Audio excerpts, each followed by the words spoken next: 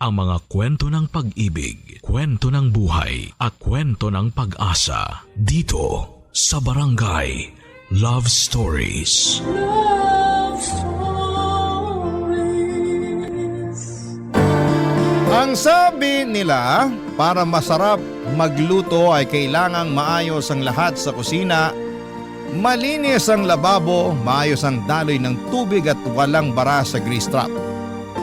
Kasi kapag may bara, may masamang maaamoy at minsan ay hindi lang sa tubo nagkakabara, pati sa buhay, sa konsensya at sa puso. Ikaw kabarangay, naranasan mo na ba ang ganitong klase ng mga pagsubok? Ano ang karanasan mo sa kusina ang hindi mo makakalimutan? Dear Papa Dudut, magandang tanghali po sa inyo at sa mga kabarangay natin. Tawagin niyo na lamang po ako sa pangalang Rowena. Isa po ako sa mga libu-libong nakikinig sa programa ninyo sa araw-araw. Matagal ko na pong gustong sumulat pero ngayon lang talaga ako nagkaroon ng lakas ng loob. Kasi Papa Dudut, wala na akong ibang mapagsabihan. Ang puso ko'y parang punong-puno na. At baka sa pagsulat ko dito kahit papaano'y gumaan ang bigat ng dinadala ko. Gusto ko lang pong ibahagi ang kwento ng buhay ko, isang kwentong nagsimula sa isang pangarap. Isang simpleng pangarap na para sa iba'y ordinaryo lamang. Pero para sa amin parang napakahirap abutin. Ako po ay isang simpleng may bahay at asawa ng isang OFW na nagtatrabaho sa Middle East. Matagal na pong nagtitiis. Malayo sa pamilya ang asawa kong si Julius. Nagtatrabaho siya sa ilalim ng araw at alikabok para lamang maitaguyod ang buhay namin. Engineer po siya doon at tuwing 2 taon lamang po siya umuwi ng Pilipinas. Pero nang tumama ang pandemic, lalong humaba ang aming pagkakahiwalay. Umabot ang halos 3 taon bago ko siya muling nakita at nayakap. Buti na lamang at may video call na. Kahit papaano'y nakabawas yon ng lungkot. Araw-araw kaming nag-uusap at pinag-uusapan namin ang mga plano sa buhay, ang pagbili ng bahay, ang pagkakaroon ng anak at ang pagtanda namin ng magkasama. At sa awa ng Diyos, kahit maraming nawala ng trabaho noong pandemic ay nanatili ang trabaho ni Julius. Sinugal niya ang kaligtasan niya para lamang magpatuloy sa pagkayod sa buhay. Kaya nang makauwi siya noong June ng 2021, parang bumalik ang sigla ko. Mas naging espesyal ang kanyang pag-uwi dahil may naipundar na kaming munting apartment. Hindi man ito magarbo pero tahimik ang paligid. Maliwalas ang sala at may maliit na kusina kung saan ay nangarap akong matutong mag-bake. Pero dahil sa protocols noon ay hindi ko kaagad nakasama si Julius. Kailangan pa rin niyang mag-quarantine. Ilang araw lang yon pero pakiramdam ko'y taong muli ang binilang ko. Sa unang araw na muli ko siyang nayakap ay hindi ko na siya binitawan pa. Para kung batang ayaw ng pakawala ng laruan niya. Sa bagong bahay namin, sabay naming tinupad ang mga pangarap namin. Doon ko naramdaman na eto na siguro ang simula ng tunay naming buhay. Sobrang pasalamat ko, Papa Dudut, na si Julius ang naging asawa ko. Masipag siya at responsable. Damang-dama ko ang pagmamahal sa mga kilos niya. At tuwing nasa Pilipinas siya, talaga pong naglilib ako sa trabaho ko para lamang makasama siya at syempre para subukan ulit. Baka sakaling mabuo na ang matagal na naming hinihintay na anak. At sana'y makapag-bake rin ako ng cookies para sa magiging anak naming dalawa, Papa Dudut.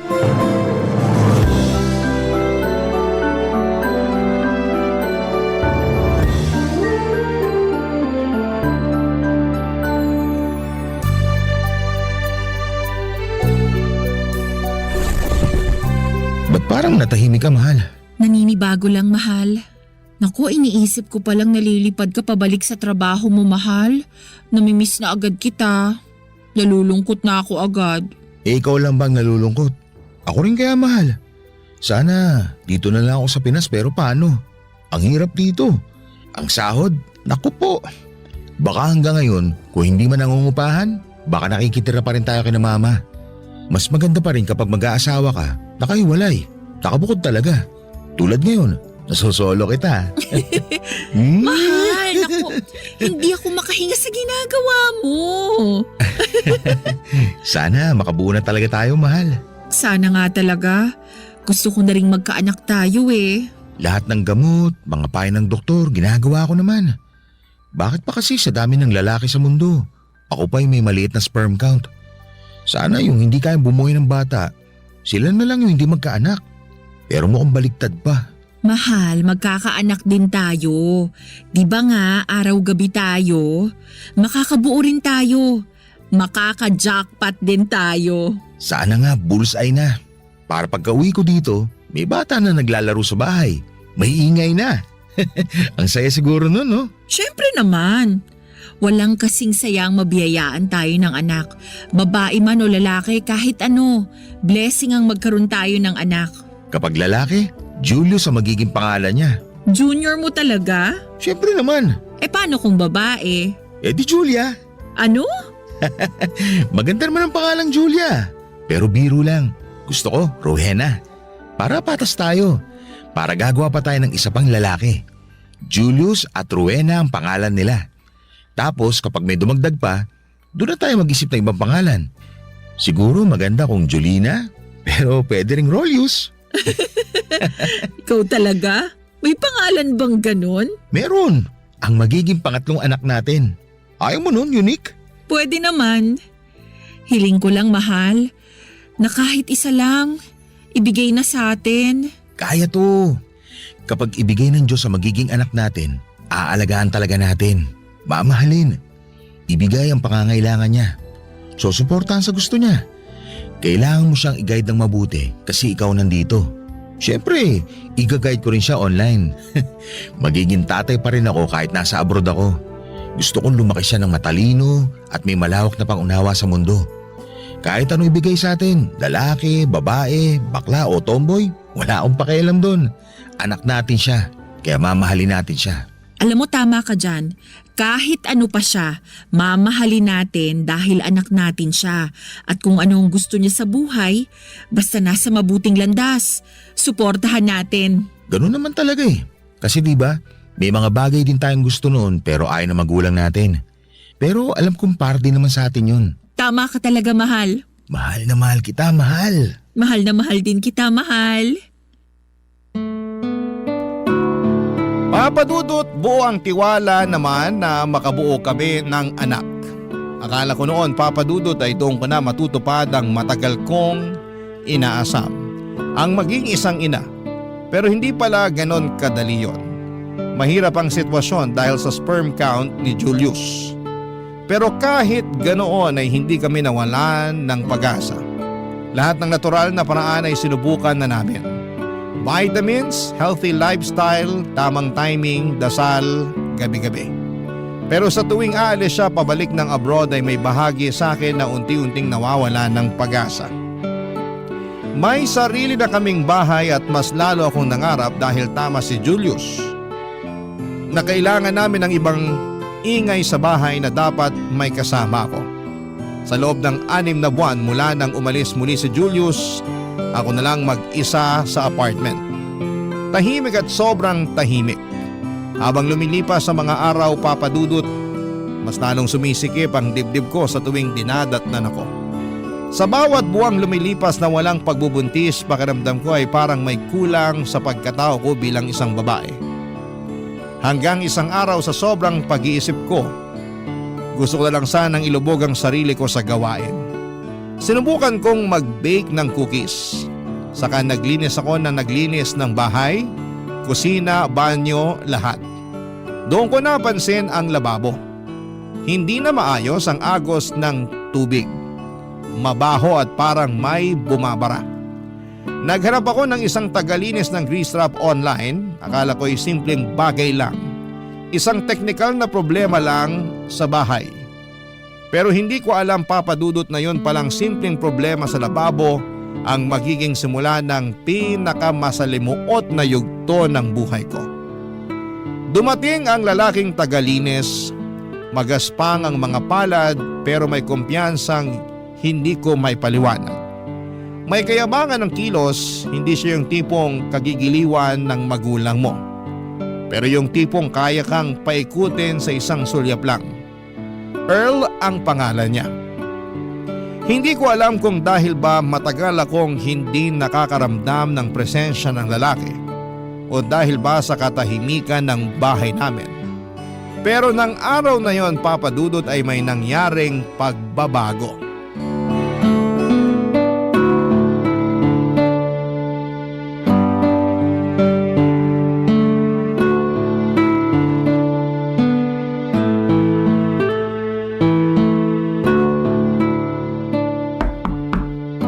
Wait lang po. Magandang hapon po, ma'am. Pasensya na, medyo natagalan ako. Meron pa kasing nauna. Okay lang po, pumasok na po kayo, sir. Nako, nakakahiya naman po. Earl na lang po itawag niyo sa akin, ma'am. Kagabi pa kasi bumara yan. Mabuti nahanap niyo ako sa social media. Naghanap talaga ako. Ikaw ang unang nag-reply. Sana maayos mo. Nako, ma'am. Hindi talaga kayo nagkamali na ako nakuha nyo. Alam po ninyo, ma'am, marami akong kayang gawin. Yang aircon nyo, pwede ko rin linisin yan para masarap ang buga, mas malamig. Tipong kailangan nyo ng kayakap sa lamig. Matagal na ako naglilinis ng grease trap, kaya mamaya nito, di nababara to. Okay, salamat po. Nagtatrabaho kasi ako sa isang restaurant, ma'am. Kaya alam na alam ko paano linisin to. Tsaka nag-training din talaga ako. Okay pala. Aba, syempre. Kailangan talagang pag-aralan to kasi ako, gusto ko talaga masiguro na tamang ginagawa ko. Hindi pwedeng mali. Hindi pwedeng masayang ang binabayad na nagpapalinis sa akin. Hindi po ba? Tama naman. Bubuksan ko na tong baba ng lababo, ma'am, para masimulan ko nang makita kung gaano kabara ang grease trap. Sabi niyo sa chat na umaapaw, mabaho ang amoy? Oo, barado na talaga. Tama po ba 600 yung singil? Tama po, pero kapag may mga gumagalaw na. Anong gumagalaw? Mga uod po, ma'am. Naku, kadiri naman, ayoko makita. Dyan lang kayo, ma'am. Hindi ko ipapakita sa inyo. Nakahanda naman tong paglalagyan ko. Naku, may mga uod nga, ma'am. Talaga ba? Madami. So magkano ang ibabayad ko? 800 po. Kayang-kaya nyo naman bayaran, ma'am. Mayaman naman kayo. Ganda nga ng bahay nyo eh. Sige, ayusin nyo na. Nako, mali yung nag-install ng grease trap nyo, ma'am. Dapat nakapatong itong pansala ng mga tira-tirang kanin. Ganun ba? Opo, pero maayos ko to mamaya. Aayusin ko po, Ma'am Rowena. O sige, para makapaghugas at makapagluto ako ng maayos. Madali lang naman to. Sa restaurant nga, sobrang lalaki ng mga grease trap na nililinis ko. Alam nyo, ma'am, kapag nagtatrabaho ko sa isang restaurant, kasama na talaga doon ang paglilinis ng grease trap. Chinecheck yan. Bawal barado kaya dapat buksan, kalkalin ang loob.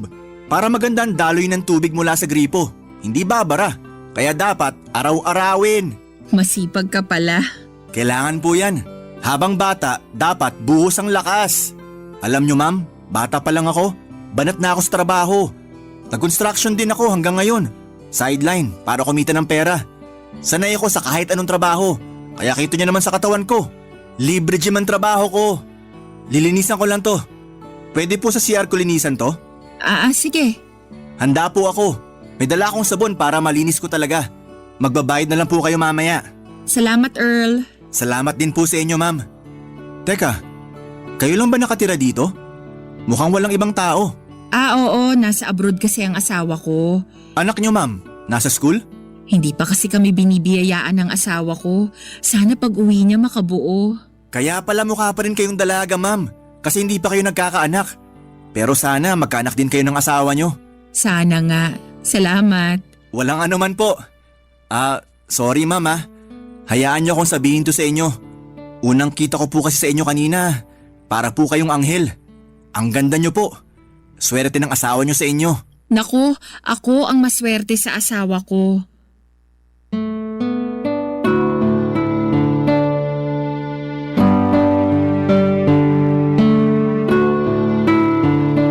Papadudod sa unang tingin ko pa lamang kay Earl, alam ko nang hindi siya ordinaryong lalaki.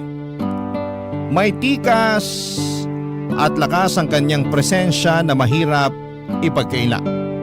May itsura siya at ang hatak niya ay parang hindi madaling iwasan. May datingan siya, malakas at mapanganib.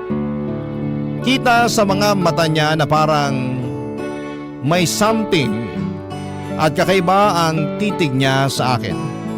Kaya ang awkward sa feeling habang nililinis niya ang grease trap. Aaminin ko na ang lakas ng kanyang appeal. Matapos niyang ayusin ang sira, akala ko ay tapos na rin ang koneksyon namin. Ngunit mali ako.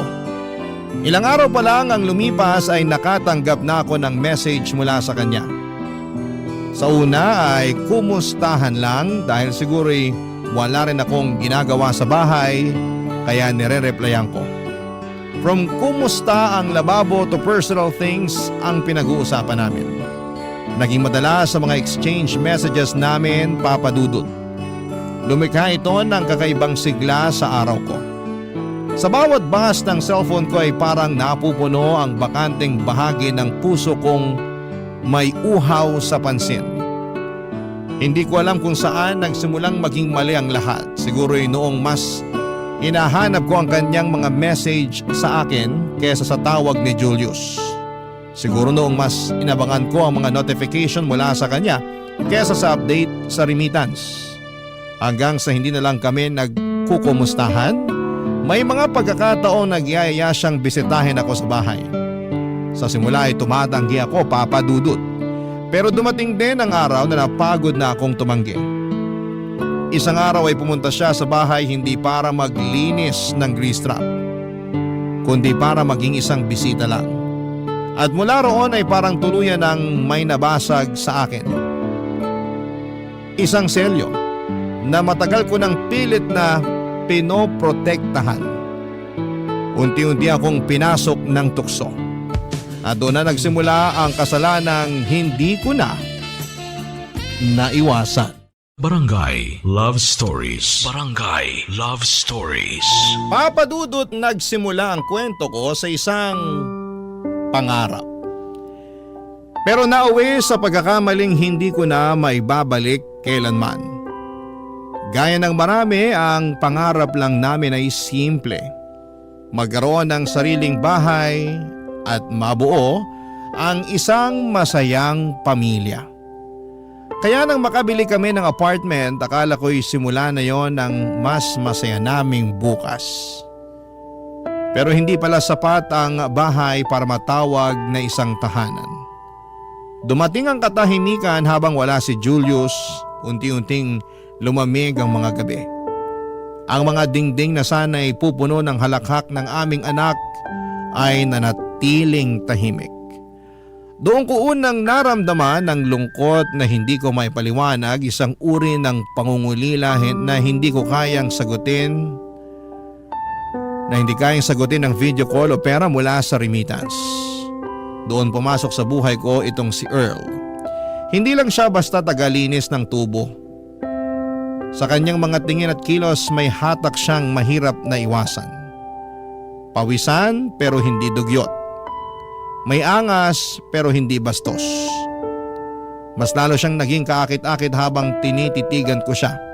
Kahit na may pawis siya ay mabango ang kanyang amoy.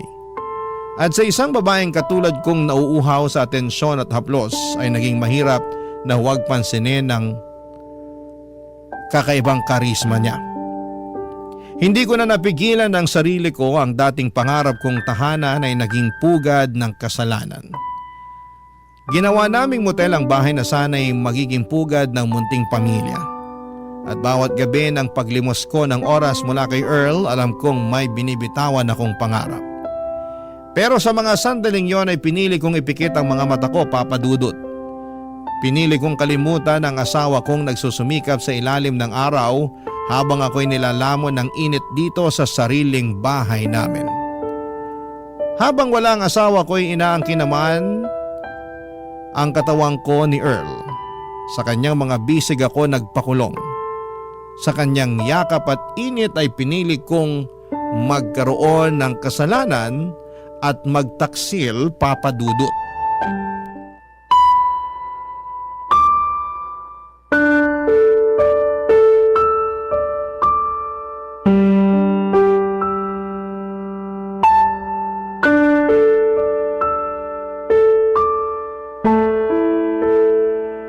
Ayos ka lang ba? Siguro.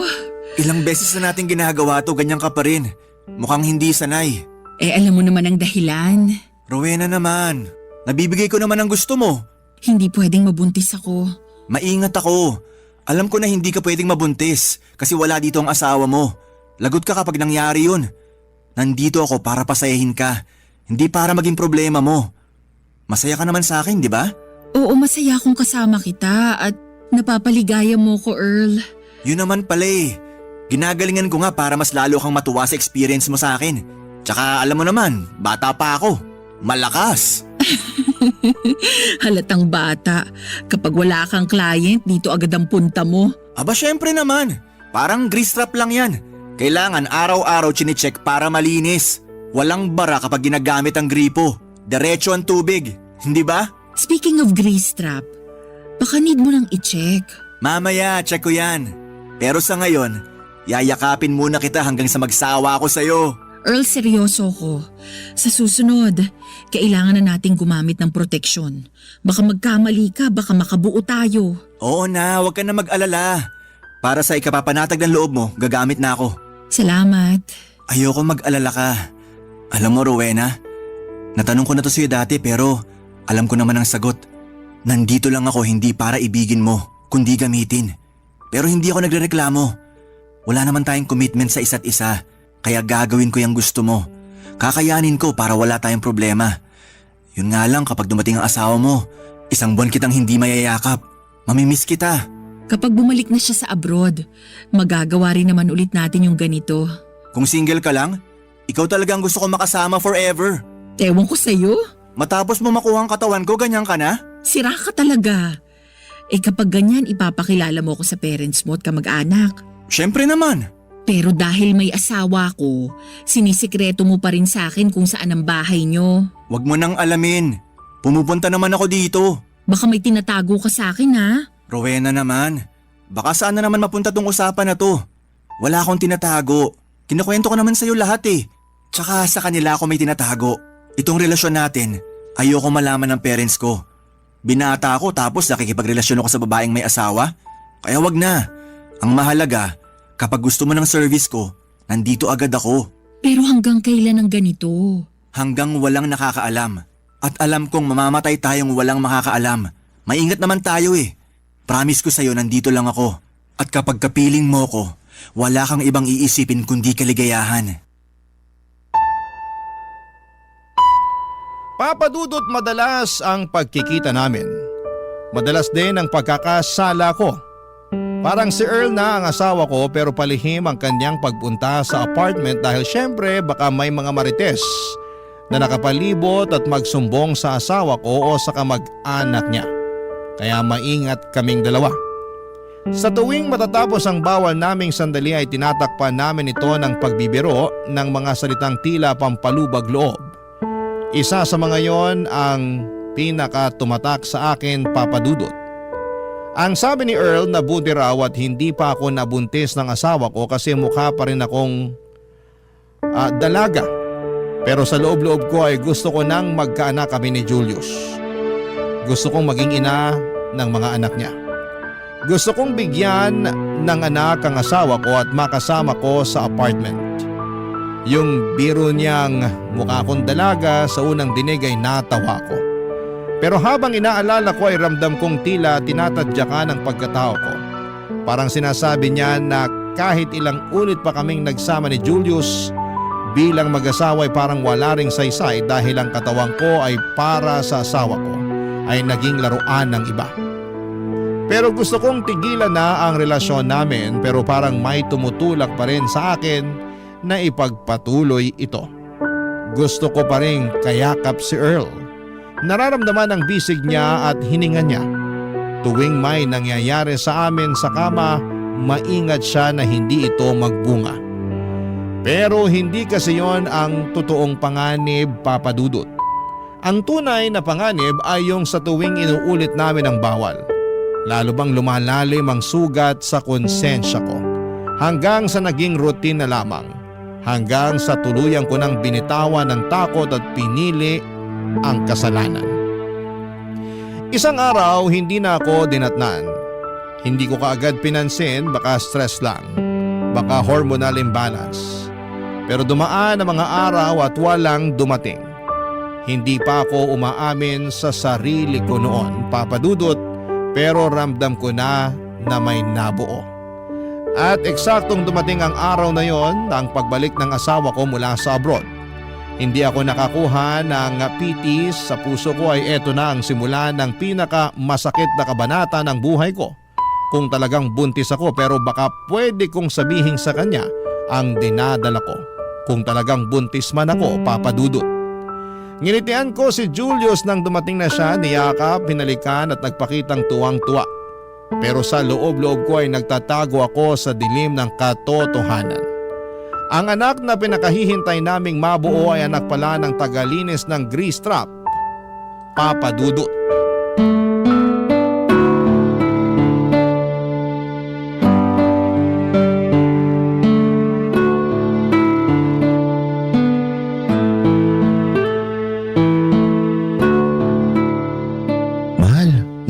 Nababanguhan sa amoy ng niluluto ko?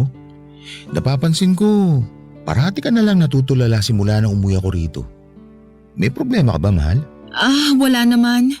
Napagod lang siguro ako, mahal. Siguro, napagod ka kasi. Nga pala, mahal. May binili akong vitamins para sa'yo. Pasensya ka na, mahal. Alam mo namang nananabig talaga ako sa'yo. Ginising pa kita kaninang madaling araw para gawin yun. Pero malay natin, makabuo na tayo. Kaya tama lang na halos buong magdamag kang pinagod ng malakas mong mister, hindi ba? Sana nga makabuo na tayo, mahal. Pahinga ka lang dyan, mahal ha. Malapit na itong maluto. Masarap tong sabaw. Magkakalakas ka na yan mamaya. Salamat, mahal. Ako dapat ang naghahanda para sa iyo eh. Magpahinga ka lang. Aalagaan ko ang nanay na magiging anak ko. Alam mo, sobrang saya ko siguro kung magiging tatay na talaga ako. Tapos dito na ako sa Pinas. Pero kailangan makaipon pa tayo. Magnenegosyo na lang tayo. Kaya naman natin.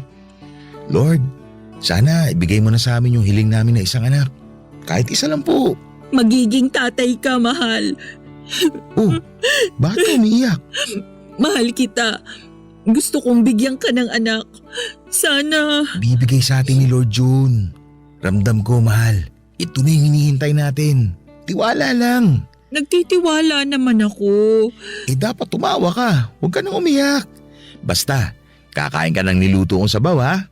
O dito ka lang, maghuhugas muna ako para konti na lang yung hugasan ko mamaya. Dapat ako na, mahal.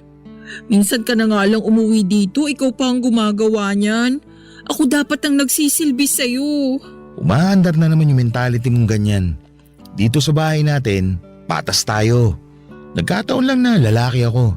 Pero hindi ibig sabihin na kung babae ka, ikaw na gumagawa ng gawaing bahay. Saka, namiss ko rin yung ganito. Dati ako naman talaga nagluluto sa bahay namin. Namahan akong hilig ni tatay sa pagluluto. Kaya kapag may anak na tayo, ipapasa ko sa kanya mga recipe ko. Yun kung gusto lang naman niya. Kung ayaw niya, nasa kanya yun kung anong gusto niya. Baka namanan niya ang pagiging mabait at mapagkakatiwala ang may bahay ko. Okay ka lang ba?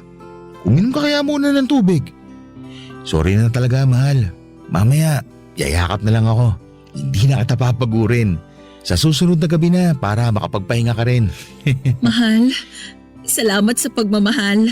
Salamat din at sobrang loyal mo sa akin, mahal.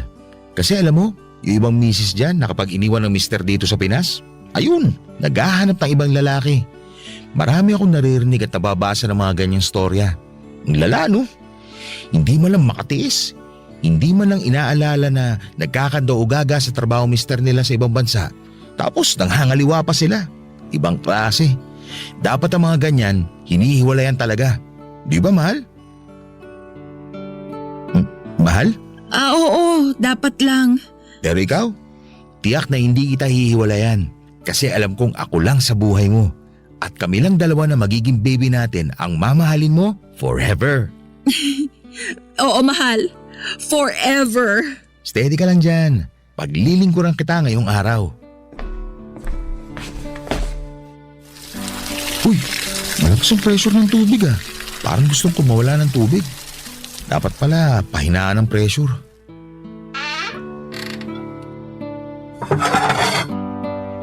Medyo puno na pala tong grease trap natin ah.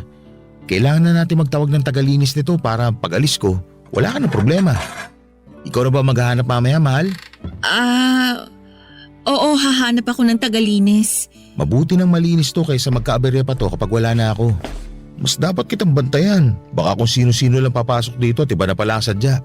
Marami manloloko ngayon, no? Sige, mahal. Ako nang maghahanap ng tagalinis. Salamat, mahal. Marami naman sa social media, di ba? Basta may mukha at maraming reviews ang kunin mo, ha? Saka nandito naman ako eh. Marami naman, mahal. Alam mo, pwede tayo mag-dinner mamaya sa labas. Yung tipong parang high school. Gusto mo yon? Ang senti ko talaga, no? Old school talaga ako eh. Saka gusto ko yung mga ginagawa natin dati. Lumalabas tayo kahit konti lang ang pera. At masaya tayo. Pero kakain din tayo sa medyo mamahalin. Kaya ko pa naman. Para maalala natin yung mga ginagawa natin dati. Naalala mo nun nung dinedate kita tapos tempura lang kinain natin? Oo naman. Parang kailan lang. Tapos naging mag-asawa na tayo. Oh, mahal. Umiiyak ka na naman.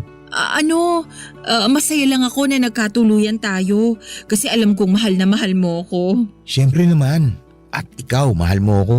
Tama, mahal. Mahal kita. Ikaw talaga. Tigilan mo na yung pag-iyak mo. Mahal na mahal kita. Matapos ang isang buwang bakasyon ng asawa kong si Julius dito sa Pilipinas ay muli na naman siyang umalis. Iyak siya ng iyak noong paalis na siya. Parang ramdam niyang may mabigat. Ako naman, Papa Dudut, ay pilit kong pinanatiling matatag ang mukha ko kahit sa likod ng mga yakap ko ay isang malaking kasinungalingan ang tinatago ko. Isang buwan akong nagkunwaring payapa pero noong umalis na si Julius ay unti-unti nang lumitaw ang mga sintomas. Madalas na pagkahilo, pagsusuka, panlalamig ng katawan. Isang umaga habang nanginginig ang kamay ko sa kaba ay bumili ako ng pregnancy test. Isang linyang hindi ko inaasahan ang lumitaw. 2 po yun. Positive, buntis ako. At ang masakit sa lahat ay sigurado akong hindi si Julius ang ama. Alam ko sa sarili kong si Earl yun, ang lalaking hindi ko dapat pinatuloy sa buhay ko. Pero inasikaso ko at pinagpatuloy hanggang sa mismong higaan naming mag-asawa. Isang desisyong ginawa ko sa gitna ng kahinaan. Tumayo ko sa harapan ng salamin at tinignan ang sarili ko, Papa Dudut. Wala akong ibang masisisi kundi ang sarili ko. Pinaglaruan ko ang tiwala ng lalaking nagsumikap para sa pangarap namin. Pero Papa Dudut, mas malakas ang takot kesa konsensya noon. Hindi ko alam kung paano ko sasabihin ang katotohanan. Walang kahit na anong paliwanag ang kayang mag-justify sa ginawa ko, kaya't sa halip na umamin ay pinili kong magsinungaling. Pero hanggang kailan ko kayang itago ang lahat ng ito, Papa Dudut?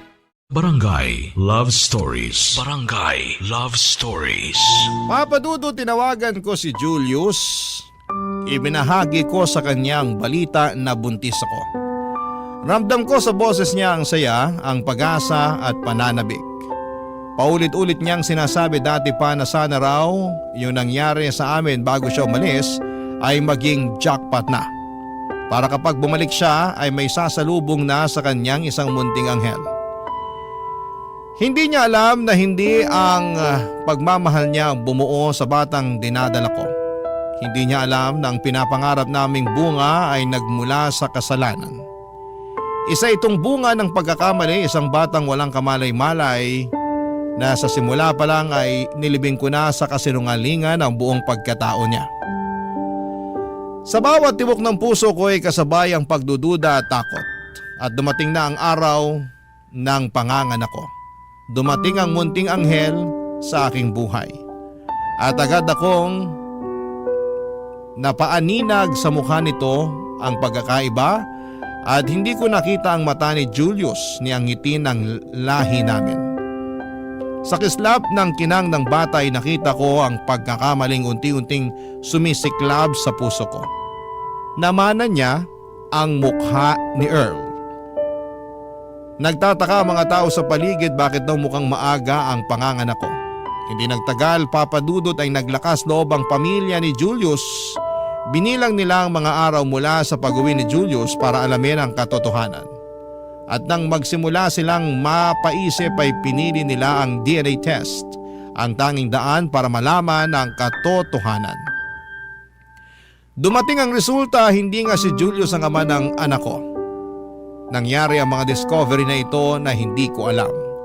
Sekreto nilang ginawa ang lahat para lumabas ang totoo sa mga hinala nila. At wala akong kamalay-malay na pinaalam na nila kay Julius ang katotohanan. Kaya umuwi ito hindi para masilayan ang anak ko kundi ang ipaalam sa akin na wala na dapat akong itago. Nalantad na ang sekreto ko, Papa Dudut.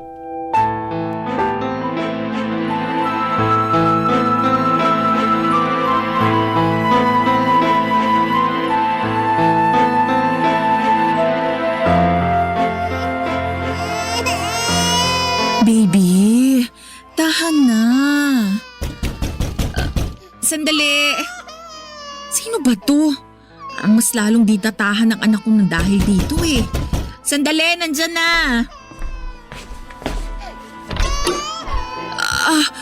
Mahal? Dumating ka na pala. Bakit hindi mo sinabi? Siya ba? Oo. Ang baby natin. Ang junior mo. Rowena, pwede bang umayos ka? Alam ko na. Anong alam mo? Ano bang nangyayari? Mahal?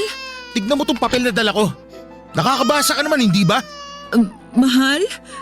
DNA? Pinapaternity test ng magulang ko ang batang yan. Sabi sa resulta, hindi ko siya anak. Ngayon, Rowena, sabihin mo sa akin, sino ang ama ng batang yan? Ikaw ang ama ni Junior. Sinungaling! Mahal! Ba't mo ginawa sa akin to? Bakit? Anak, tahan na. Tahan na, anak. Ibig sabihin pala nung umuwi ako, may laman na pala yung tiyan mo. Binilang namin. Nabuo ang bata bago pa man ako umuwi nun. Habang sumisiping ka sa akin, ibang lalaki na ang iniisip mo. Baka ito sana ang gusto mo mangyari. Gusto mo sana na paniwalain ako na ako ang tatay na magiging anak mo sa pagtataksil. Siyempre alam mo na nun, nabuntis ka na, hindi ba? Hindi. Anak mo si Junior, mahal. Anak mo siya. Pwede ba tigilan mo na yung kasinungalingan mo? Hindi nagsisinungaling ang siyensya. Sabi sa resulta ng DNA, iba ang ama ng bata. Sino? Kanino ka nagpakamot nung wala ako? Kanino? Akala ko mapagkakatiwalaan kita.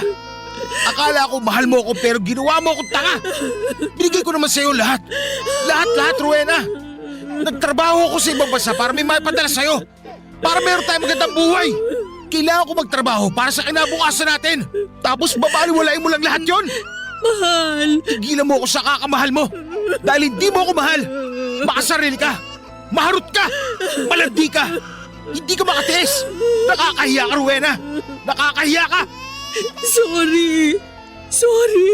Ano? Aamin ka na ba sa kasalanan mo? O paninindigan mo talaga ang kasinungalingan mo? Sorry, nagkamali ako. Alam mo, kung hindi lang nagduda ang mga magulang ko, sigurado hanggang ngayon, pinagtatawanan niyo pa rin ako ng lalaki mo. Kasi syempre naisahan niyo ako eh. Ang saya sana, no? Pero hindi. Hindi na ngayon. Simula ngayon wala nang tayo. Nawala na yung babaeng minahal ko. Yung babaeng pinakasalan ko. Yung babaeng pinagkakatiwalaan ko. Wala na. Kaya magbalot-balot ka na. Lumayas ka na rito. Julius naman, paano kami na bata?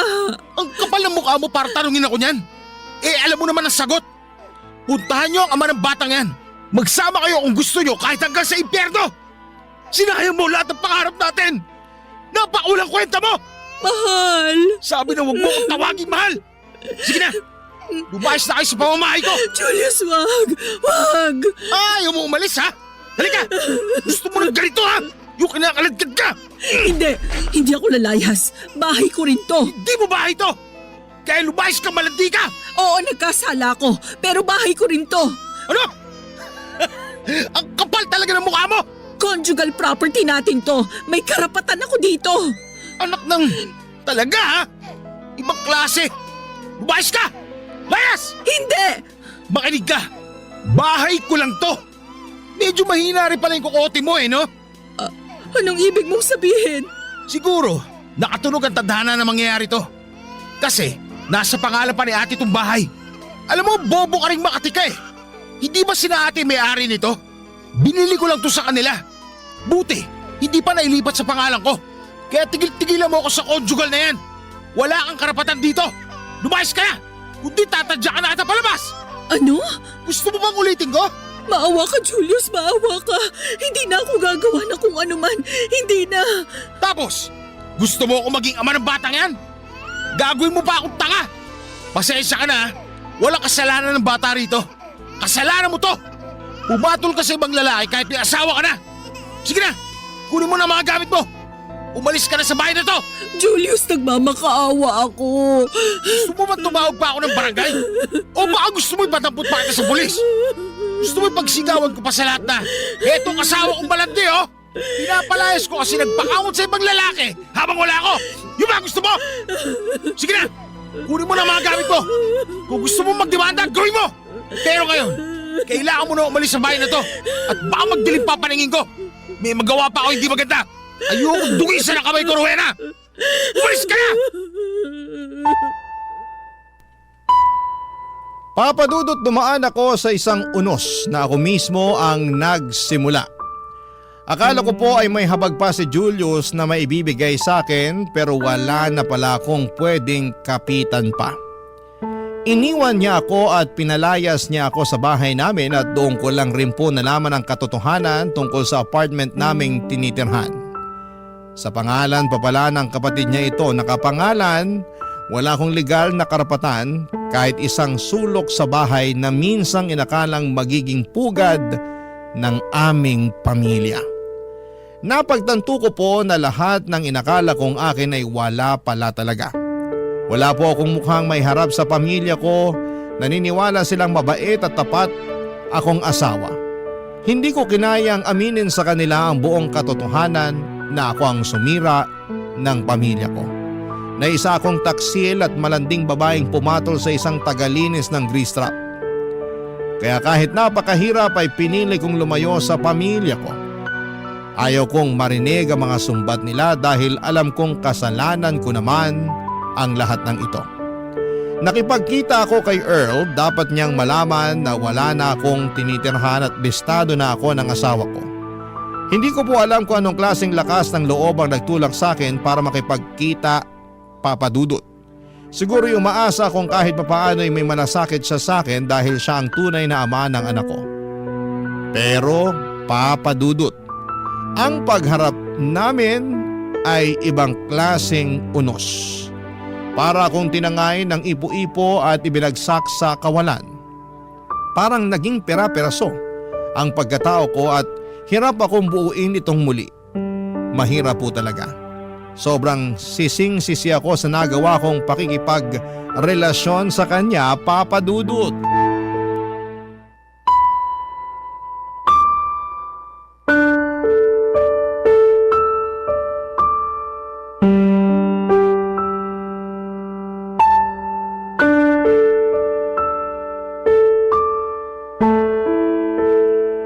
Earl? Bakit ka pumunta dito? Sabi ko naman sa'yo na doon na lang tayo sa bahay nyo. Umalis na ba asawa mo? Bumalik na abroad? Teka, napuhin ka ba? Mailikabok nga rito. Sabi ko naman sa'yo na wag na dito. Kung hindi ko pa nakita ang post ng kaibigan mo, hindi kita mapupuntahan dito. Bakit ba? Anong sadya mo? Mamayang gabi, libre na ako. Pupuntahan kita. Pwede na naman, di ba? Ilang buwan ka na rin ng anak. Isang buong pamilya na kayo ng asawa mo. Hanip, nakabuo pa kayo. Earl, may sasabihin ako sa'yo. Ang seryoso mo naman. Ano yun? Ang anak ko, hindi anak ni Julius. Ano? Sabi mo. Anak mo siya. Ano? Pina-DNA test siya. Hindi siya anak ni Julius. Anak mo si Junior. Ibig sabihin… Alam na nila ang sikreto ko. Alam nilang may kalaguyo ako. Alam nilang pinagtataksilan ko si Julius. Paano ka? Anong paano ko? Kaya ako nandito dahil gusto kong panagutan mo ko.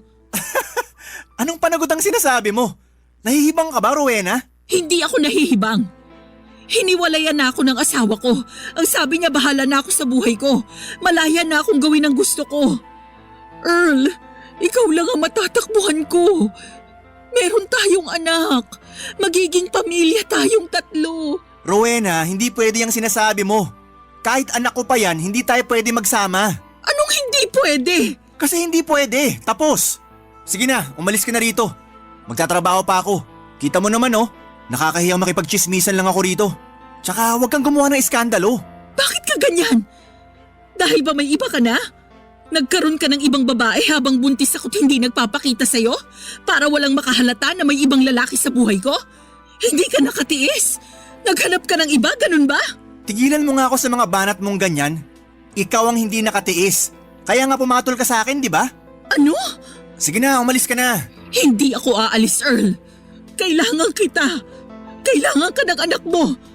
Wala na akong mababalikan. Wala na akong bahay. Maawa ka naman. Hindi mo ba ako mahal? Nakakainis ka na, tama na.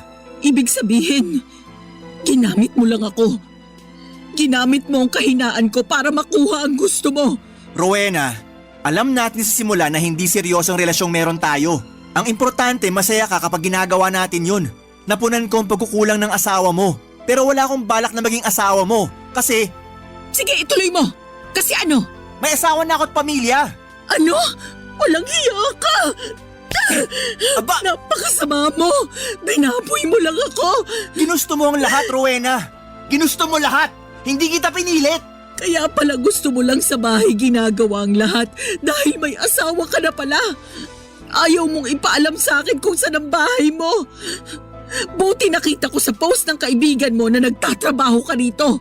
Nakatag ka! Hayop ka! Ano ba? Ulitin mo pa ako sampalin ha? Baka hindi na ako makapagtimpi sa'yo. Sinira mong buhay ko! Rowena, gumising ka nga. Hindi ako sumira sa buhay mo. Ikaw! Ang ginawa ko lang paligayahin ka. Yun lang naman. Wala sa usapan natin na magiging asawa mo ko. Kalaguyo lang.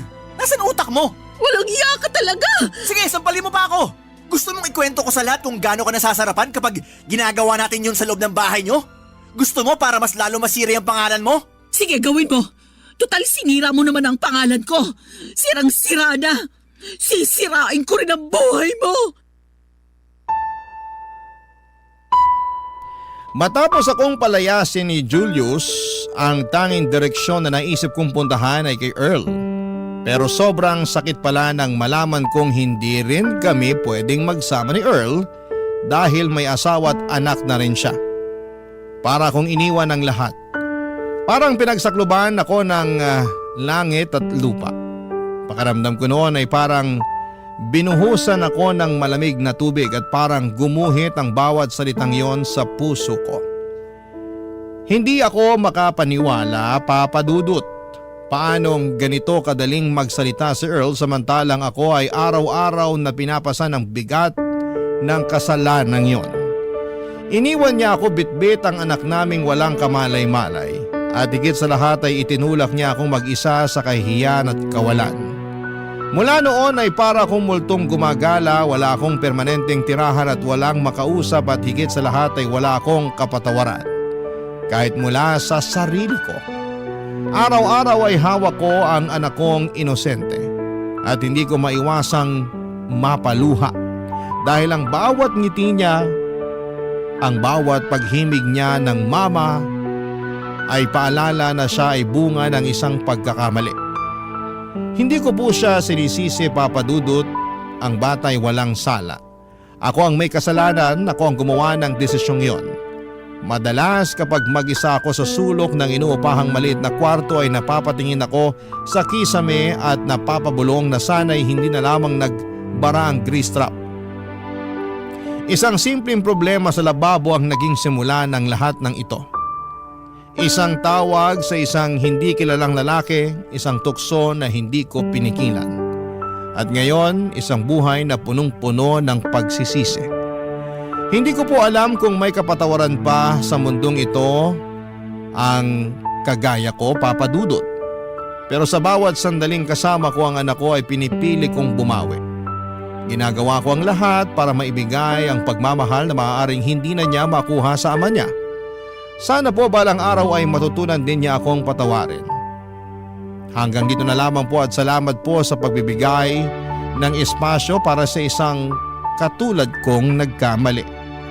Sana po sa pagbabahagi ko nito ay may matauhan, may umiwas, may mailigtas pa mula sa pagkakasalang tulad ng sa akin. Kaya't kapag may nagbabara sa bahay ninyo, huwag nyo nang subukan pang gumawa ng mga bagay na maaaring magdulot pa ng kasalanan. Ang inyong forever kapuso at kabarangay, Rowena. Anong say mo sa Barangay Love Stories na ito? Pagkwentuhan natin sa comment section yan. Ang mga kwento ng pag-ibig, kwento ng buhay at kwento ng pag-asa dito sa Barangay Love Stories. Love Stories.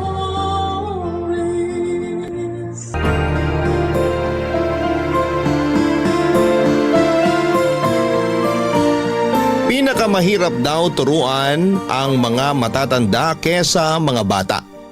Meron kasi silang paniniwala na nakatali sa nakaraan na hindi nila kayang bitawan at dala-dala pa rin sa kasalukuyan. Ikaw, kabarangay, meron ka bang pinapaniwalaan sa buhay? Dear Papa Dudut, magandang tanghali sa inyo at sa mga avid listener ng Barangay Love Stories.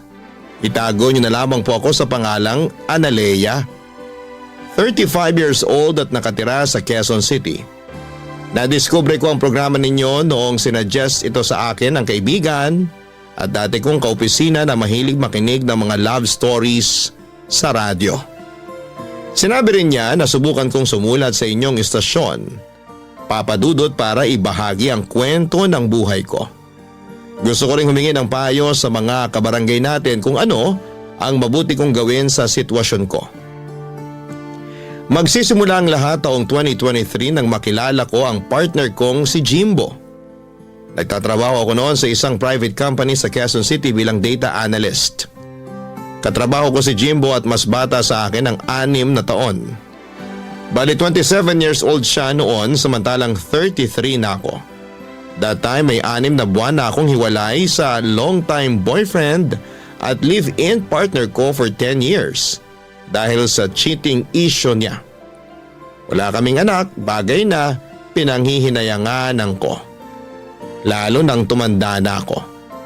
Gustong gusto ko nang magka-baby at tiwala naman ako na kahit na wala na ang dati kong partner sa buhay ko ay may tataguyod ko pa rin mag-isa ang aming anak. Kaso hindi kami nakabuo dahil may problema siya. Tapos nung nakilala ko si Jimbo na bagong pasok sa amin bilang messenger ay naging close kami kaagad. Kahit na mas mataas ang posisyon ko sa kanya sa trabaho at mas matanda ako ay hindi yun naging hadlang upang ma-develop ang feelings namin sa isa't isa. Fast forward. Naging kami at makalipas lang ng 2 linggo ay kapwa kami na sorpresa.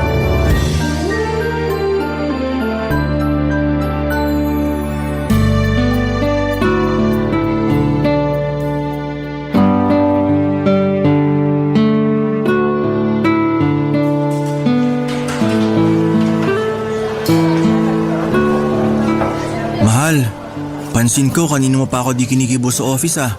Pati ba naman dito sa fast food? Sorry mahal, busy lang talaga ako sa opisina kanina. Halata nga.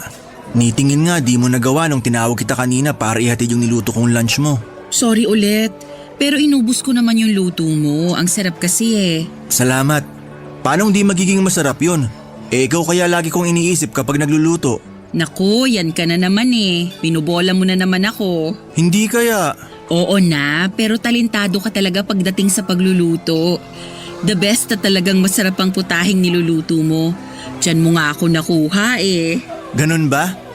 Akala ko pa naman dahil sa kagwapuhan ko. Sige, kasama na yon. Grabe ah. O bakit? Parang napilitan ka lang yata.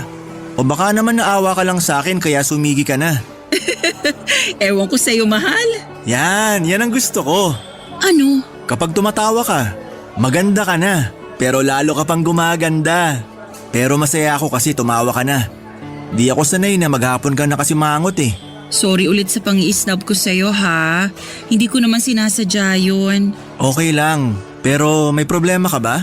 Wala naman. May gumugulo sa isip mo? Meron. Ano? Sabihin mo sa akin para naman gumaan-gaan yung pakiramdam mo. Actually, hindi naman mabigat yung pakiramdam ko, lalo na nung nalaman ko yun kaninang umaga. Ang alin? Teka, may kukunin lang ako sa bag ko ha. Sige. Ito oh, Ano yung nasa box? buksan mo, dali. Okay, pero kinakabahan ako ha. Bakit naman? Mamaya may laman tong gagamba. Alam mo namang takot ako dun. Ewan ko sa'yo, mahal. O ano na? Buksan mo na. Promise? Walang gagamba rito? Promise. Sige na, buksan mo na. Sige. Ano kaya laman ito? Pregnancy test? Oo. Tignan mo. Hala, 2 guhit. Ibig sabihin, buntis ka? Oo, buntis nga ako.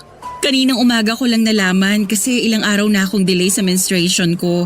Kaya nagpiti na ako para makasigurado. Tapos ayan agad yung lumabas. In fact, inulit ko pa nga para sure talaga tapos pareho lang yung result.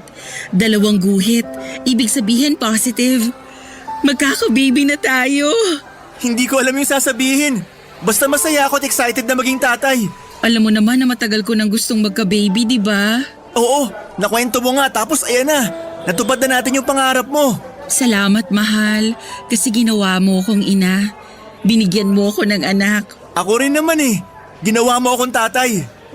Ngayon na magiging magulang na tayo, pinapangako ko na lalo ako magsisikap sa pagtatrabaho para mabigay ko sa inyo ng anak natin yung buhay na deserve nyo.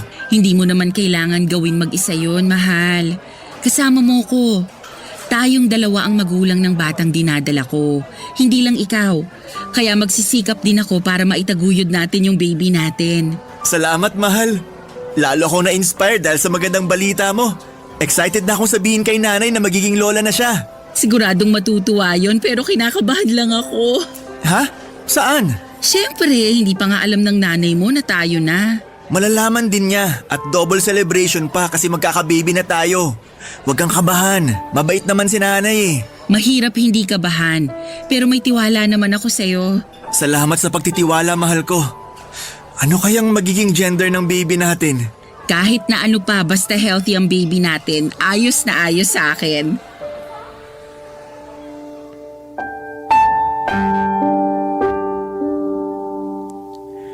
Papadudot tuwang-tuwa kami ni Jimbo dahil magkakaanak na kami.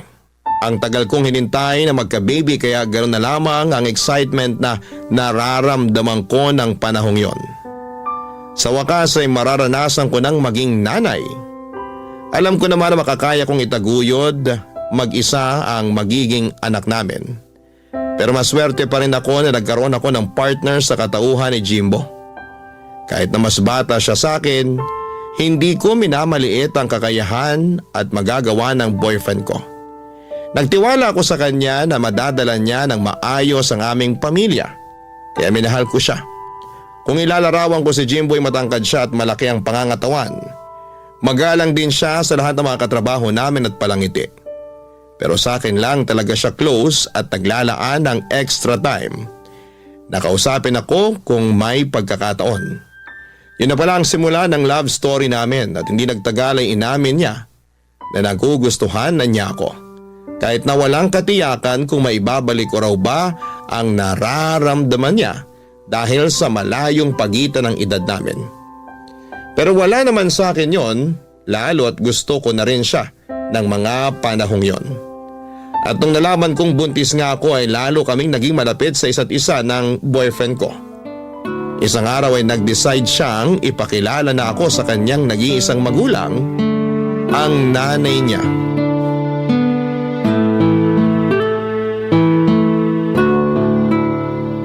Ano? Akala ko, boss mo yung kasama mo, nak.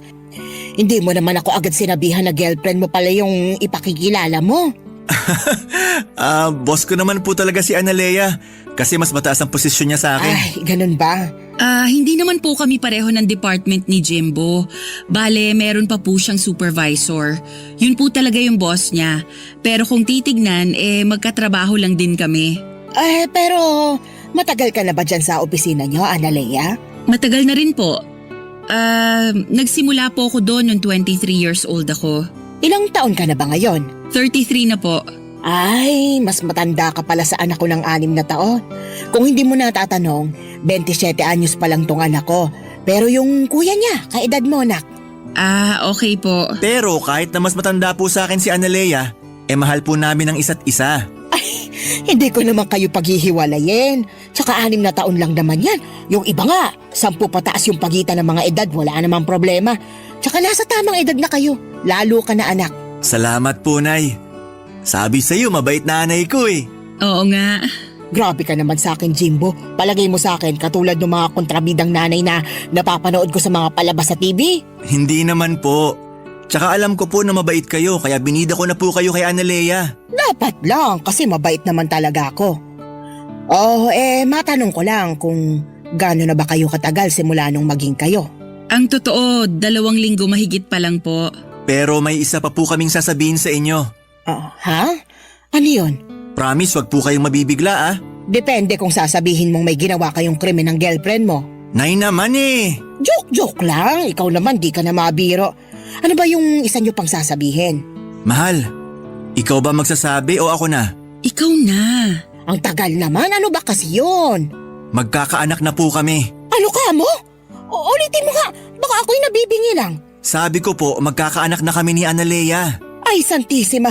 Ang bilis naman yata. Masyado po kasing mainit sa kama si... Uy, wag mo nang ikwento sa nanay mo. Tignan mo, nagulat na nga siya. Sorry, mahal. Sinong hindi magugulat kapapakilala mo pa lang sa akin yung girlfriend mo tapos sasabihin mong buntis na siya agad? Di ba sabi nyo nasa tamang edad na rin kami? Lalo na po ako? Sinabi ko nga, pero hindi ko pa rin mapigilang mag-alala. Para sa akin bata ka pa para maging tatay, nak. Hindi na po ako bata. 27 na po ako. Yung mga kababata ko nga may anak na kahit 23 years old pa lang sila nun. Sa bagay, ama ka rin naman. Kaya wag na po kayong mag-alala. Kasi alam ko sa sarili ko na handa na akong maging tatay. Tama rin naman dahil wala ka nang magagawa lalo magkakababy na pala kayo. Pero congrats sa inyong dalawa. Hindi nyo naman sinabi agad na magiging lola na ako di sana nakapagpakulay na ako ng buhok. Ano pong kinalaman nun sa pagbubuntis ko? Pampaswerte lang. Kung di mo natatanong, mahilig maniwala si nanay sa kung ano-anong sabi-sabi.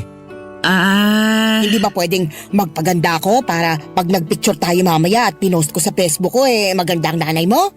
Siyempre, good news yung pagbubuntis ni Analea. Blessing yung baby nyo. Kaya dapat nakapag-ayos-ayos ako noon. Para naman pag nakita ng mga friend ko sa Facebook, pusuan nila. Hindi nyo naman po kilala yung friend nyo online. Kahit na. Huwag ka lang ang kontrabida dyan. Pahipo nga ng tiyan mo, Analea. Baka swertehin ako sa badyong mamaya. Papadudot aminado akong nagulat nang magkakilala na kami ng nanay ng boyfriend ko.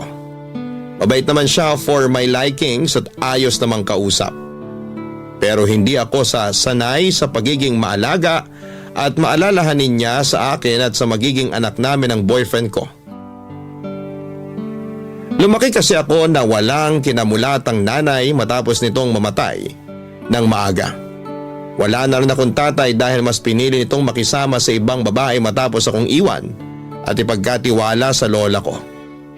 Hindi rin naman kami close ni lola pero thankful ako kasi inalagaan at pinaaral niya pa rin ako sa tulong ng iba ko pang tiyuhin at tiyahin na nasa abroad. Simula noong mamatay ang lola ko pagka-graduate ko ng college ay namuhay na lamang ako mag-isa. Doon ko nakilala ang ex-boyfriend ko hanggang sa magkahiwalay din kami matapos ang 10 taong pagsasama. Kaya hindi talaga ako sanay sa pagiging clingy ng nanay ni Jimbo.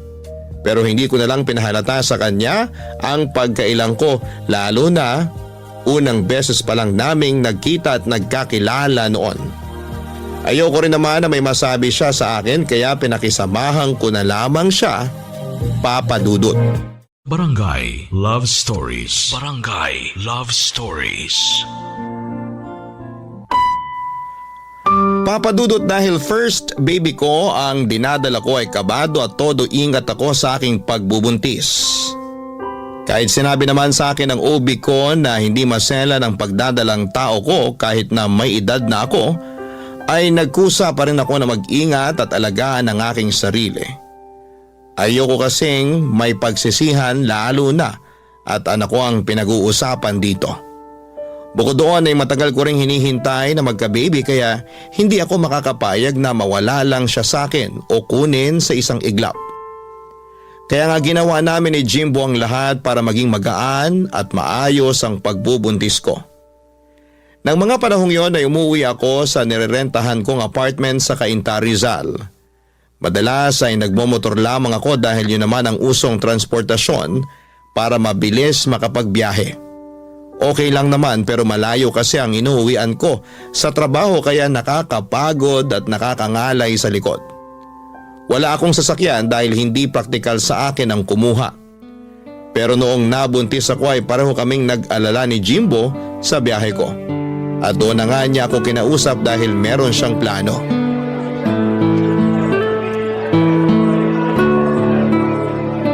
May buntis na namang masaya kasi nakain ko na yung cravings kong cake. Salamat sa treat, mahal. Walang anuman. Cute mo? Sus, bulero. Cute ka naman talaga. Lalo ngayon na naglilihi ka. Ganito pala ang feeling ng naglilihi. Mahirap ba? Sakto lang. May mga araw na mahirap, meron namang okay lang. Carry, ganon. Pero kaninang umaga pagising ko, sabi ko sa sarili ko gusto ko kumain ng cake. Kaya lang ayoko naman ng mga nabibili lang sa mga kilalang cake shop. Ang hirap lang kasi hindi ko alam kung anong eksaktong cake yung gusto kong kainin. Maghapon yun. Buti na lang naisipan mo kong dalhin sa cafe na to. Tapos sakto, nakita ko nga yung cake na gusto kong kainin. Matagal na kitang gusto dalhin dito kasi mahilig ka sa kape, di ba? Oo. Okay lang daw ba sa buntis na magkape? Okay lang naman sabi ng OB ko pero wag palagi. Hindi naman maselan pagbubuntis ko kaya nagpapasalamat ako sa Diyos. Siyempre alam mo na, risky na talaga lalo pag mga gantong edad ng babae. Yun nga yung napag-usapan namin ni nanay kagabi, mahal. Ano yun? Na kahit di naman maselan yung pagbubuntis mo, mahirap pa rin na sumugal. Nag-iingat naman ako, mahal. Hindi mo kailangan mag-alala sa akin. Alam ko pero mahirap di mag-alala. Lalo na kapag bumabiyahe ka papunta at pauwi sa inyo. Grabe yung kaba ko kapag hindi kita nahahatid kasi may kailangan akong i-overtime. Di kayo mawala ng anak natin sa isip ko. Naiintindihan naman kita. Pero matagal ko na rin namang ginagawa yung pagmumotor pa uwi. Simula pa nung nag-pandemic.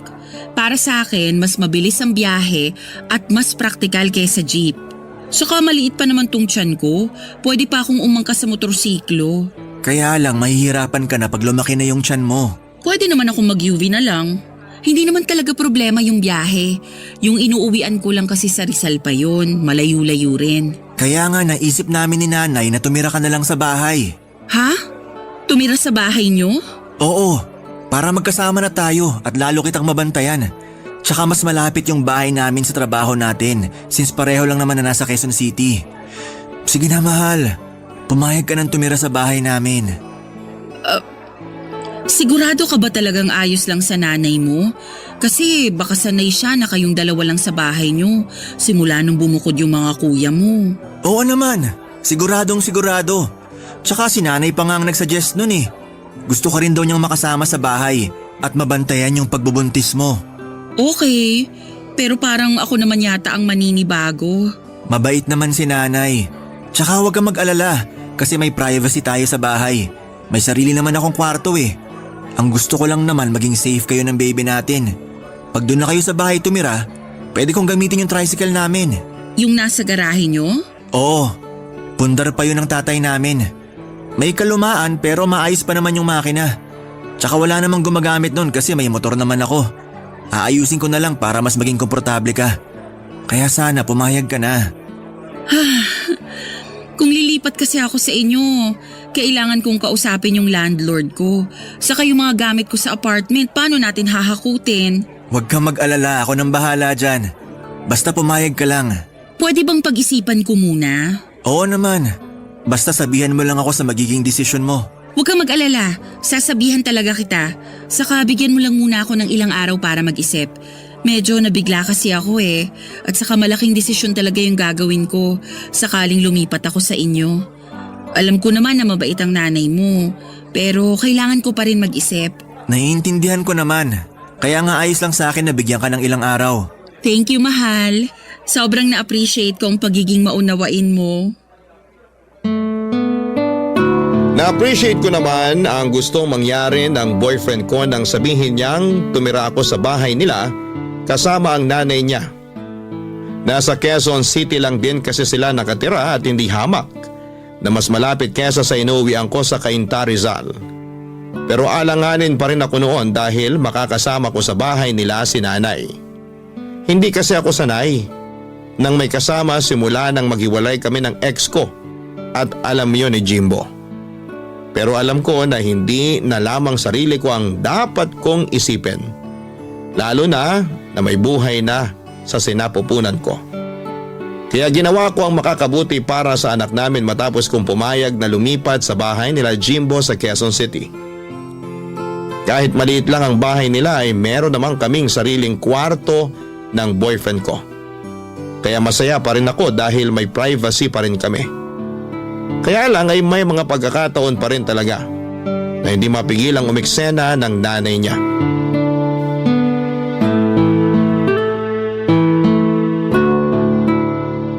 Grabe, Nay!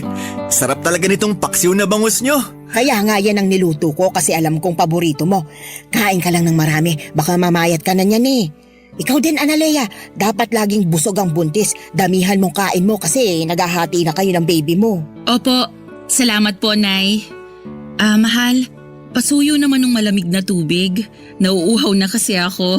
Ay, o sige. Kunin ko lang sa ref. Ay, sandali. Huwag doon. Diyan ka na lang sa may water jug natin. Pero hindi po yun malamig. Kahit na, mas mainam na hindi malamig na tubig ang pinaiinom mo kay Analea lalo na't buntis siya. Okay lang naman po yun, Nay. Saka nauuhaw na po ako. Gusto ko ng malamig na tubig. Anong okay ka dyan? Paano na lang pag gininaw yung baby sa tiyan mo? Sige nga. Ano po? Ganon yon. Siyempre, pag ininuman mo ng malamig na tubig o kinainan ng malamig na pagkain, di ginawin talaga yung baby. Kawawa naman. Saan nyo naman po yan nabasa? Paniniwala yun ng matatanda. Kaya nga ako noon nung pinagbubuntis ko kayo ng mga kuya mo hindi ako umiinom ng malamig na tubig. Hindi naman po totoo yun. Totoo yun. Marunong ka pa sa mga ninuno natin, ha? Okay lang, mahal. Yung water sa jug na lang yung kunin mong tubig. Sigurado ka? Oo. Sige, kuha na kita. Salamat. Buti pa tong si Analea masunurin Hindi tulad mo, Jimbo. Palibasa, hindi ka naman nagbubuntis. Parang imposible naman po kasi yung sinabi nyo. Anong imposible doon? Kasi kung giginawin yung baby sa tiyan dahil sa pag-inom ng malamig na tubig, ibig sabihin mapapaso rin siya pag humigop ng mainit na sabaw yung nanay? Ha? Kita nyo na, nag-iimbento lang kayo ng pamahiin. Hindi kaya ako nag-iimbento. Mahal, hayaan mo na lang si nanay. Akin na yung tubig ko. Nanunuyo na yung lalamunan ko Ay, eto na tubig mo. Sorry, mahal. Salamat. Naku, sana naman kambal na babae yung maging baby niyo. Parang imposible naman po yung kambal kasi wala naman tayong lahi nun. Kaya nga bumili ako nitong kambal na saging para ipakain kay Analea Oh, nak, kainin mo to. Naku, ayoko po ng saging. Nasusuka po ako dyan Nick, ngayon lang naman. Nakipag-agawan pa ako sa palengke para makuha yung may kambal na saging. Paniniwala kasi na kapag kinain niya ng buntis, magiging kambal ang anak niya. Ayan na naman po kayo. Naniniwala na naman kayo sa kasabihan. Totoo yun. Bakit yung kinakapatid mo, kambal yung naging anak kumain lang daw ng kambal na saging yung asawa? Yung kambal ng kinakapatid ko, fraternal, babae at lalaki. Ibig sabihin na mamana yun, lalo na sa lahi nila. Pero may kakilala ko, kambal na babae yung anak pagkatapos kumain ng kambal saging. Di ba, Analea? Ganun yun, di ba? Wala naman pong basihan na pwedeng magkaroon ng kambal na anak sa pagkain ng kambal na saging. Pero hindi ko naman sinasabing wala ng chance na magkaroon kami ng kambal ni Jimbo. Pero hindi yun dahil sa kambal na saging. May scientific explanation pa rin yun. Scientific explanation mo mukha mo. Basta, Naniniwala ako na kagagawan yon ng kambal na saging. Huwag mo na nga akong kontrahin, Jimbo. Ayaw mo ba talagang kainin ton saging? Ayoko po talaga. Sige, ako na lang kakain ito. Hala, baka naman kayo magbuntis ng kambal, Nay. Paano mangyayari yun matagal nang patay ang tatay mo? Joke lang po.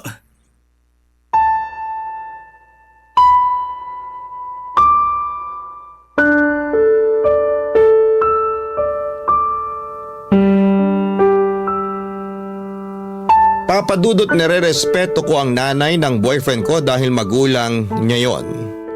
Pero may mga pagkakataon na hindi ko mapigilang mainis sa mga ginagawa at sinasabi niya sa akin at sa pagbubuntis ko. Marami siyang sinasabi na hindi ko maintindihan dahil hindi naman makatotohanan. Mapapaniwalain din kasi si nanay sa mga sabi-sabi at lagi niyang katuwiran pinagdaanan na niyang magbuntis at mga anak noon kaya dapat ay makinig ako sa kanya. Hindi ko naman binabaliwala mga payo niya sa akin. May iba naman kasi doon na useful pero ako mismo ay inaaral ko rin naman kung paano magbuntis ng tama at maging nanay. Kaya lang madalas ay baliwalain ni nanay ang mga effort ko at sinasabi niyang dapat mas pakinggan ko siya kasi papunta pa lang daw ako ay nakabalik na siya. Doon na ako nagsimulang magkaroon ng problema sa pagsasama namin sa isang bubong ng nanay ng boyfriend ko. Barangay Love Stories. Barangay Love Stories. Papadudot na sa 6 na buwan na ako noon sa pagbubuntis ko at nalaman na namin ang gender ng anak namin. Lalaki ang panganay namin kaya masayang masaya ako. Pero hindi ganon ang nararamdaman ng nanay ni Jimbo dahil gusto raw niya ng kambal na babae. Puro kasi lalaki ang mga anak niya kaya pinagdasal daw niya sa lahat ng santo na sana'y kambal na babae ang maging anak ko. Sinisisi niya rin ako kasi hindi ko raw kinain yung kambal na saging na pinakakain niya sa akin noon. Sa kabila ng lahat ay unti-unti na lang tinanggap ni nanay ang magiging apo niya. Pero ilang buwan din bago nangyari yon.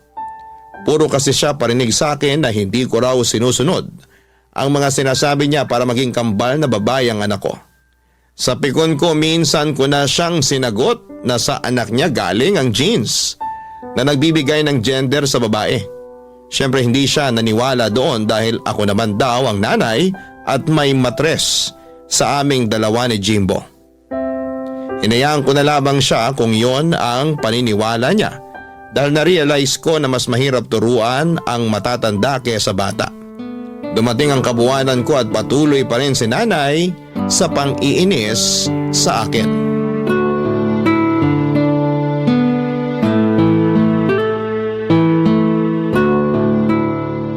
Ano yung tinitingnan mo sa cellphone mo? Yung anak po ng kaopisina namin. Nag-1 taon na kasi. Aber, tingin nga. Ang cute-cute po, di ba? Parang hindi naman masyadong cute. Nay naman, tignan niyo may dimple pa sa magkabilang pisngi. Sana may dimple rin magiging anak namin ni Jimbo. Yung dimple cute pero yung bata hindi. Tingnan mo nga, ang laki-laki ng nguso tapos ang itim-itim ng balat. Kulot pa. Ano ba namang itsura yan? May lahi po kasi yung tatay, kaya namana doon yung kulay ng balat. Ay, kaya naman pala pangit. Nanay talaga. O bakit? Totoo naman yung sinabi ko Akala kasi ng ibang nanay lahat ng baby cute pero hindi naman. Kinukumbinsi lang nilang sarili nila na cute yung mga anak nila kasi mga anak nila yun. Wala na silang mag-aagawa. Pero yung batang yan, hindi cute, pangit. Sobra naman po kayo. Wala naman pong ginagawa sa inyo yung bata. Wala naman siyang kailangan gawin sa akin Tsaka, masama ba na magsabi ng totoo? Hindi po. Pero lumalabas na nilalait nyo na yung anak ng kaopisina ko. Lait na palang pagsasabi ng totoo ngayon. Ibang klaseng henerasyon. Matanong lang kita ha. Ano bang cute sa batang yan? At kulang na lang idikit mo na yung mga mata mo sa cellphone mo sa kakatitig sa kanya. Alam mo, may kasabihan ng mga matatanda na kapag panay ka ng tingin sa pangit, lalo na kapag buntis ka, pangit din yung magiging anak mo. Kaya nga ako noon, panay tingin sa picture ng mga gwapong artista noong kapanahunan namin para naman artistahin yung mga anak ko. Ay, Wala naman pong basihan yung sinasabi nyo. Yung itsura ng magiging anak namin ni Jimbo galing sa aming dalawa. Pwedeng kamukha ko, pwedeng kamukha ni Jimbo, pwedeng hati kami. Saka kahit ano pa ang maging itsura ng anak namin, hindi namin siya tatawaging pangit. Diyan ka magaling sa pagsagot-sagot sa akin. Naligo lang ako, narinig ko na kayo nagtatalo ni Analea, Nay. Anong nagtatalo? Nag-uusap lang kami nitong kinakasama mo. Ano pong pinag-uusapan nyo? Pinagsasabihan ko lang naman siya na panay titig siya dyan sa picture ng anak ng kaopisina nyo. Ang pangit-pangit na bata. Oho, sobra naman kayo makapanlait. Walang pangit na bata. Ay meron. Hindi ba kayo marunong tumingin? Marunong po. Kaya nga kako kay Analea, huwag pagduldulan ng mga mata sa picture ng pangit na batang yon. Kasi baka maging kamukha ng anak ninyo.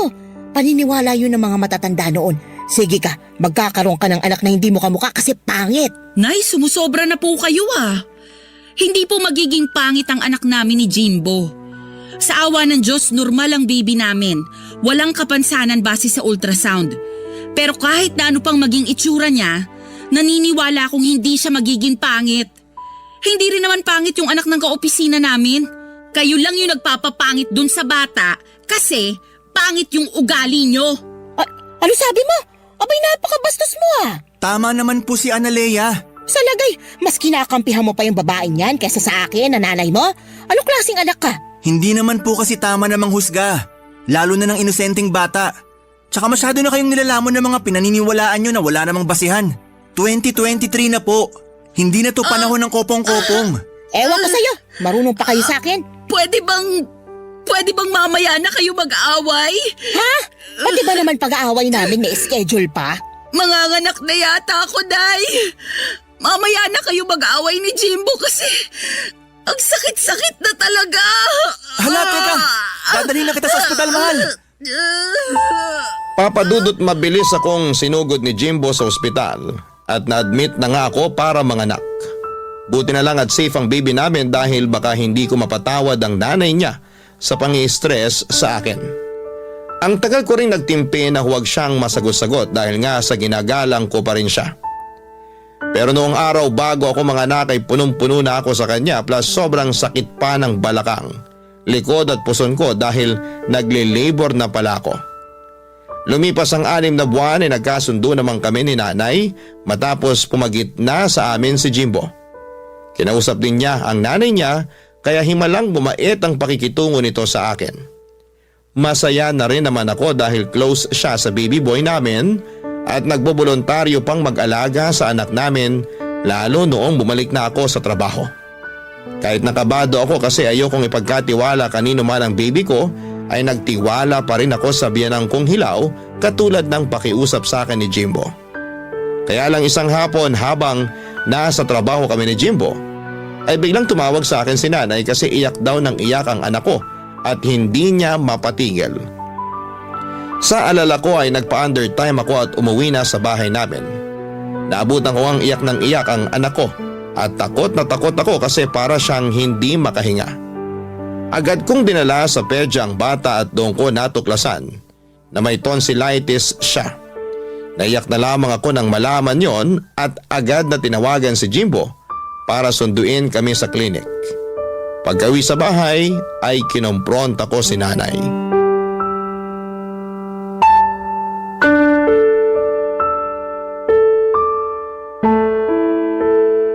Oh, kumusta na raw yung apo ko? Anong nangyari sa kanya? Namamagaraw po yung tonsil ng anak namin. Ha? Grabe naman. Bakit daw nagkaganoon? Umamin nga po kayo sa akin. Ano pong pinakain niyo sa anak namin? Aha? Anong pinakain ko? Hindi naman po kasi mamamaga yung tonsil ng baby namin kung wala kayong pinakain o pinainom na bawal sa kanya. Kaya umamin na po kayo, please lang po. Kasi... Pinagalitan kami ng pedya ng anak namin at pinagsabihan na ingatan namin yung anak namin. Baby pa siya tapos may tonsillitis na, Nay. Kaya sabihin nyo, may pinakain o pinainom po ba kayo sa anak namin? Oo meron pero kaunti lang naman. Ano po yon? Pinainom ko ng soft drink tapos pinakain ko ng icing ng cake na bigay ng kapitbahay. Ano po? Bakit ka ba naninigaw? Nakakabingi ka ha? Bakit hindi ako sisigaw? Nakakagalit po yung ginawa nyo. 6 na buwan pa lang yung anak namin. Pero pinainom nyo na siya ng soft drink at pinakain ng icing ng cake? Nasisiraan na po ba kayo ng ulo? Hoy, hindi sira ang ulo ko, Analea.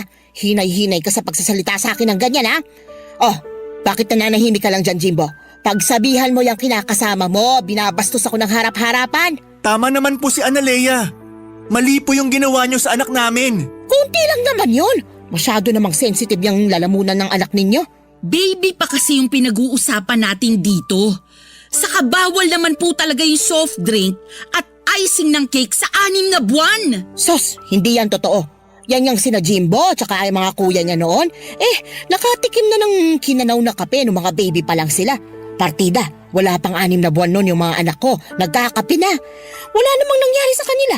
Hindi naman ninervyos o namagayong tonsil.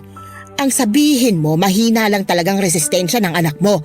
Kulang ka kasi sa bitamina nung pinagbubuntis mo yan kaya namanay ang kahinaan ng katawan mo. Kasalanan mo rin kasi, masyadong matigas ang ulo mo. Hindi mo kinakain yung mga pinakakain ko sa'yo. Alam niyong naging maingat ako sa pagbubuntis ko. Kaya wag niyo akong sisisihin sa kasalanang hindi ko ginawa. Kayong may kasalanan kaya namaga ang tonsil ng anak ko. Kung ano-ano kasing pinainom at pinakain niyo sa kanya. Saka wala kayong karapatan na ikumpara ang baby ko sa mga bata noon. Swerte na lang na walang nangyaring masama sa anak niyo dahil sa ginawa niyo. Pero hindi ibig sabihin, may karapatan na kayong gawin din yun sa anak ko. Ay, kung makapagsalita ka, akala mo ibang tao sa akin yung anak mo, ha? Baka nakakalimutan mong apo ko rin yan. Apo niyo lang yung anak ko pero ako pa rin ang nanay. Ano ba, Jimbo? Hahayaan mo lang ba na bastusin ako ng babaeng yan? Nanay mo ko, ipagtanggol mo ko. Sorry po talaga, pero maling-mali kayo rito. Buhay ng anak namin yung nilagay niyo sa alanganin. Ang OA nyo naman. Hindi naman nakakamatay yung pamamaga ng tonsil eh. Tsaka, gagaling din yung anak ninyo. Huwag kayong ma-stress. Hirap kasi sa inyo, masyado kayong nagmamarunong. Ay, sa inyo ako mas na-stress, Nay. Ay nako, sige ka, mabilis kang tatanda niyan. Tingnan mo na lang yung mga kulubot mo sa muka, lalong nagiging halata. Baka bukas makalawa, mapagkamalang ka ng nanay ng anak ko. Sige ka. Tumigil na po kayo! Oo na, titigil na. Buti pa alis muna ako kasi hinahanap na ako ng mga kaibigan ko. Magmamadyong kami. Doon na lang ako para makapag-relax din ako. Lalo nakaka-stress dito sa bahay nang dahil sa inyo. Che!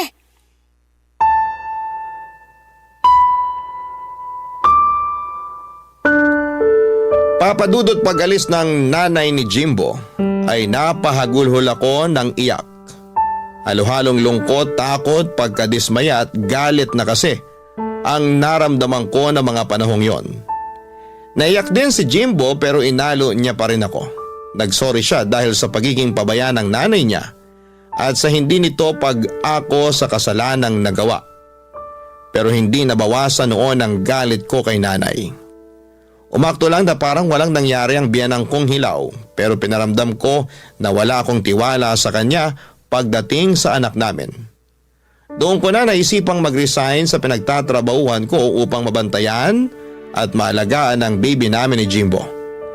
Pilit ko pa rin pinakikisamahan ng nanay ng kinakasama ko pero sa loob-loob ko ay gustong-gusto ko nang bumukod kami. Nung kinausap ko naman si Jimbo ay nag-alangan siyang iwanan ang nanay niya dahil mag-isa na lamang ito sa buhay at bahay nila.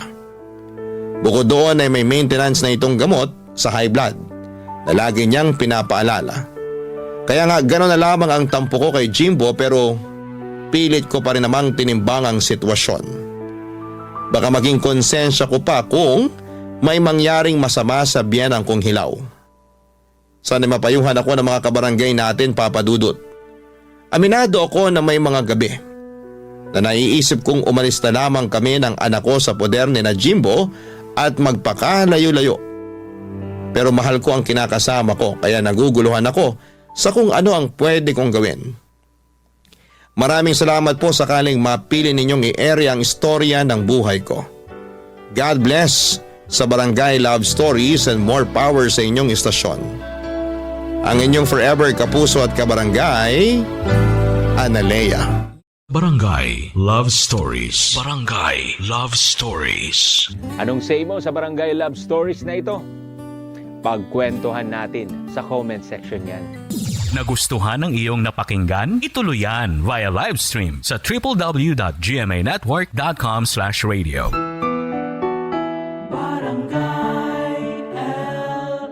In Mega Manila, 97.1. Forever.